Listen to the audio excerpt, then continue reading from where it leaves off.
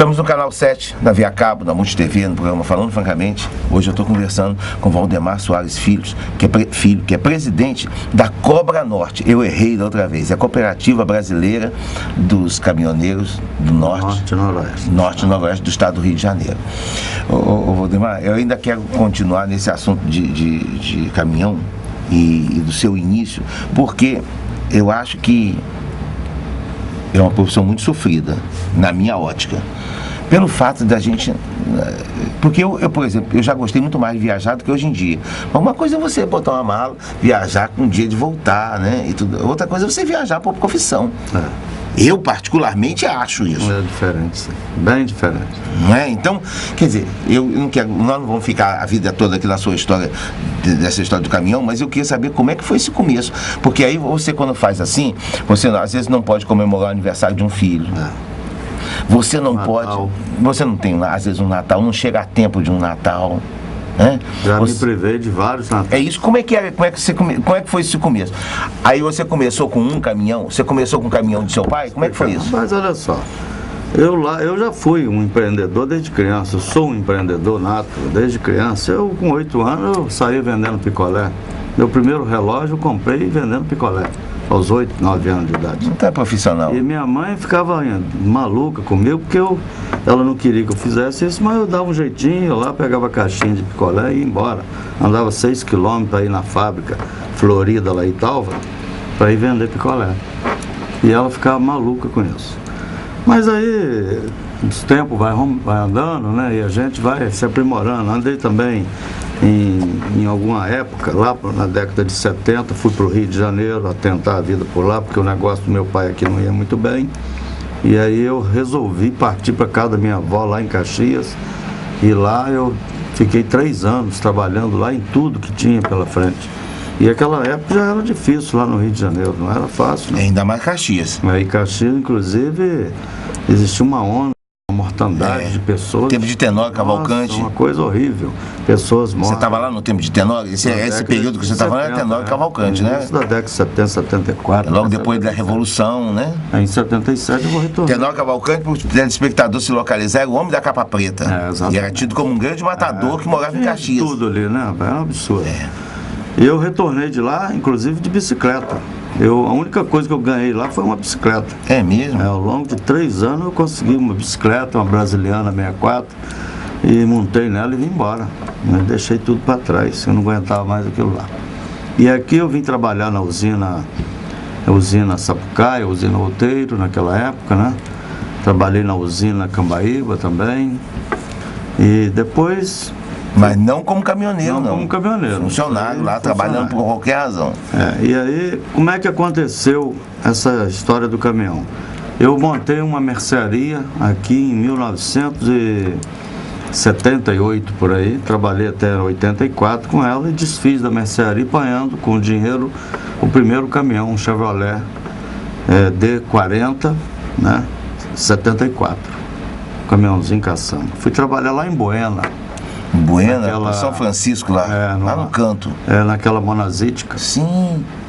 Trabalhei ali 1 ano e pouco, depois eu fui para o Rio de Janeiro, fui para Manhumirim, Manhuaçu. E aí, com caminhão já? Com esse caminhãozinho. Com esse caminhãozinho que você conseguiu comprar? Onde tinha serviço para caçamba, eu estava sempre buscando nos jornais. Então, você me desculpa a colocação que eu vou fazer, mas você não era muito diferente de uma maioria de caminhoneiros que existe por aí não, que fica trafegando aqui na cidade, fazendo aquele serviço comum, né? É o mesmo daquela época. E a partir de 85 por aí, eu comecei a buscar estrada, né? E aí eu fui andando e fui conhecendo melhor o país. Andei por quase todos os estados brasileiros em cima de um caminhãozinho Mercedes. E como é que você fez com a família nesse período aí? Porque você devia estar numa formação. Não é isso? Casado, recém-casado, pós-casado? Em 78 eu já tinha o meu primeiro filho, eu tinha 19 anos, né, com a dona Heloísa Maria Nogueira. Ela é nascida lá em Donana, né? Aqui, na Baixada, caminho da Baixada, início da Baixada ali. A mãe, dona Maria José, que está até hospitalizada, tá se recuperando, se Deus quiser, vai ficar bom. E nessa ocasião, né, a gente começou a até levar a família junto. É isso que eu vejo, às vezes eu vejo cada sacrifício. Mas eu só fazia isso nas épocas de férias, de julho, né? Nos finais de ano. Aí a gente viajava junto com os filhos e a mulher. Quantos filhos você tem? 3 filhos. Valdemar, eu acho dificílimo isso. Às vezes eu vejo, especialmente ali, quando eu vou às vezes que eu vou pro Rio, hoje em dia eu não vou mais de carro pro Rio, eu vou de ônibus. Quando eu passo assim, às vezes que tem problema na estrada, que está engarrafamento, tudo, eles vão para o acostamento, em horário de almoço, vão para o acostamento, aí tem mulher, tem criança, fazendo aquela comida ali do lado de um fogão de fogareiro. Eu acho a vida de caminhoneiro muito sacrifício. Porque toda a gente acostuma, né? Não tem serviço ruim, tem momentos ruins do trabalho. Mas é uma coisa sofrida. É sofrido. Eu acho uma coisa sofrida por conta de você não ter que quase que carregar a casa nas costas. Na verdade, existe assim uma desvalorização, né, da categoria quando não se reconhece que cada coisa que acontece em nossas casas, o que chega em nossas casas, vem por via caminhoneiro. Não vem voando. Vem o caminhoneiro, traz e mesmo que vem voando e o que vem de navio tem que chegar ali no comércio de caminhão. Aí é o seu negócio, mas eu queria que você fizesse uma análise. Em países da Europa, especificamente, a malha ferroviária é muito forte e muito importante. E hoje em dia eu acho, essa é a minha visão minha, não sei você como empresário, mas que o empresariado do ramo de caminhão, ela está refém do poder público no dia de hoje, de ditar as regras. Como? Com pedágio, com as condições, carga horária de trabalho. Quer dizer, eu acho que o poder público interferiu demais nesse assunto. E vocês estão refém porque vocês hoje não têm uma outra opção. Quer dizer, entrou no meio desse trabalho, dessa atividade, diversas outras atividades, como o pedágio, né, o cartão frete. Esse eu não conheço, nem existe uma lei 12.619 que eu estou debatendo contra essa lei, não contra totalmente o que tem dentro dela, mas aquilo que a gente não consegue cumprir.